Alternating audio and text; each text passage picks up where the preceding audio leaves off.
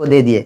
और जब तंगी आ गई, आज कहते हैं कोरोना से तो मौलवी साहब लॉकडाउन में बड़ी परेशानी है, लॉकडाउन है पैसा नहीं है। भाई पैसा नहीं है ठीक है, पहले तुम्हारे पास 100 रुपया खर्च करने के पैसे था, आज तो कम से कम 1 रुपया तो खर्च कर सकते हो ना। तो ये मुत्तकी की पहचान है कि आप गरीबी में भी अल्लाह के रास्ते में खर्च करेंगे और अमीरी में भी आप अल्लाह के रास्ते में खर्च करेंगे। ये मुत्तकी बंदे की पहचान है। और क्या पहचान है? वल काज़िमीन अल गैज़, मुत्तकी बंदा वो होता है जो गुस्से को पी जाता है। अगर गुस्सा उसको आ जाता है तो वो गुस्से को क्या करता है? पी जाता है। ऐसा नहीं है कि गुस्से में आकर के किसी का सिर फोड़ दिया, किसी का मुंह फोड़ दिया, ऐसा नहीं है। इसलिए मेरे नबी ने फरमाया कि पहलवान वो है, पहलवान वो नहीं जो दूसरे को जमीन में पटक दे, बल्कि पहलवान वो है जो अपने नफ्स को पटक दे, जो अपने नफ्स को कंट्रोल में कर ले, वो सबसे बड़ा पहलवान है। तो मुत्तकी बंदा वो है वल काज़िमीन अल गैज़, जो अपने गुस्से को क्या करता है? पी जाता है, अपने गुस्से को मिटा देता है। और क्या करता है? वल आफीन अनिन नास, और लोगों को माफ कर देता है। अगर किसी से कोई गलती हो गई है, किसी से अगर कोई मिस्टेक हो गई है, तो उसको क्या कर देता है? वो माफ कर देता है। आज हमारा हाल क्या है?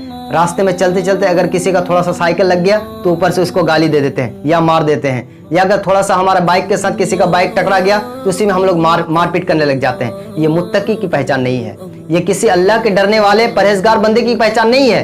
परहेजगार बंदे कौन होते हैं? जो आफीन अनिन नास, लोगों को क्या कर देते हैं? माफ कर देते हैं। वल्लाहु युहिब्बुल मुहसिनीन, अल्लाह रब्बुल आलमीन एहसान करने वाले और नेकी करने वाले को पसंद करता है। और इसी तरीके से मुत्तकी बंदे क्या करते हैं? वल्लज़ीना इज़ा फ़अलू फ़ाहिशतन औ ज़लमू अनफुसहुम, मुत्तकी बंदा जब कोई बुराई कर लेता है, जब उनसे कोई गुनाह हो जाती है, या फिर वो अपने नफ्स पर कोई जुल्म कर लेता है गुनाह वगैरह करके, तो क्या करता है? वो अल्लाह रब्बुल आलमीन के जिक्र में लग जाता है, अल्लाह रब्बुल आलमीन के जिक्र में लग जाता है। तौबा, इस्तिगफार, हम्द, तस्बीह, तकबीर पाठ करने लग जाता है और अल्लाह से इस्तिगफार करता है, इसलिए कि वो जानता है कि मेरे गुनाह को माफ करने वाला सिर्फ मेरा रब ही है, मेरा रब ही मेरी गुनाह को माफ कर देता है, माफ करने वाला है। वलम युसिर्रु अला मा फ़अलू व हुम यअलमून, और वो जानते बूझते अपने गुनाह पर डटा नहीं रहता है, अकड़ा नहीं रहता है।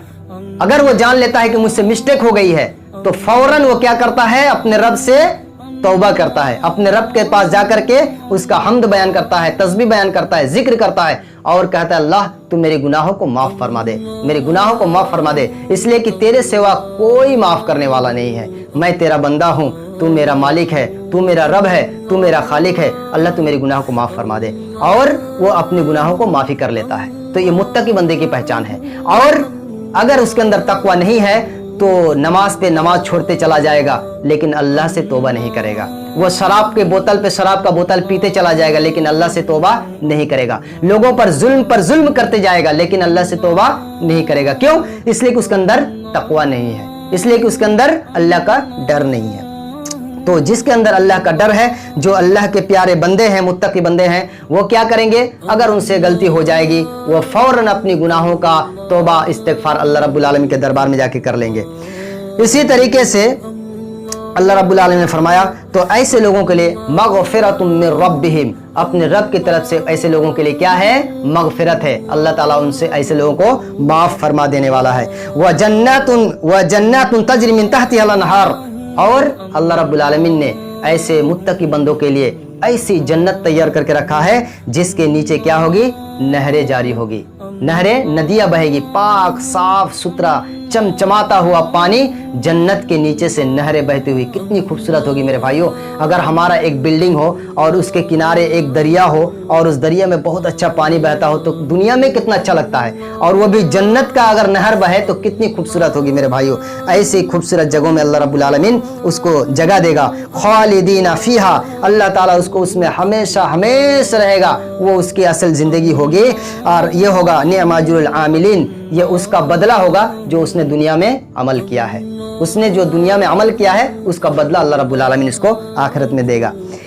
इसी तरीके से मैं आपको जैसे कि बताया कि अगर आपके अंदर तकवा नहीं है, आप कोई भी इबादत करते हो, अमल करते हो, लेकिन आपके अंदर तकवा नहीं है, अल्लाह का डर नहीं है, تو پھر آپ کی کوئی عبادت بھی اللہ کے پاس قبول نہیں ہے۔ اس کی دلیل میں آپ کو بتا دوں تاکہ آپ کو سمجھ میں آ جائے کہ ہر عمل کرنے سے پہلے، نماز پڑھنے سے پہلے، روزہ رکھنے سے پہلے، قربانی کرنے سے پہلے، حج کرنے سے پہلے، ہر عبادت کرنے سے پہلے ہمیں اپنے اندر پہلے اللہ کا تقوی پیدا کرنا ہے، اللہ کا ڈر پیدا کرنا ہے۔ اس کے بغیر ہماری کوئی عبادت قبول نہیں ہوگی۔ اللہ رب العالمین قرآن کریم کے اندر ارشاد فرمایا، سورہ مائدہ 27 نمبر آیت کے اندر اللہ رب العالمین نے آدم کے دو بیٹے حابل اور قابل کا ذکر کرتے ہوئے فرمایا، وَاتْلُ عَلَيْهِمْ نَبَأَ ابْنَيْ آدَمَ إذا قرب قربانا فتقبل من أحدهما ولم يتقبل من الآخر قال لأقتلنك قال إنما يتقبل الله من المتقين۔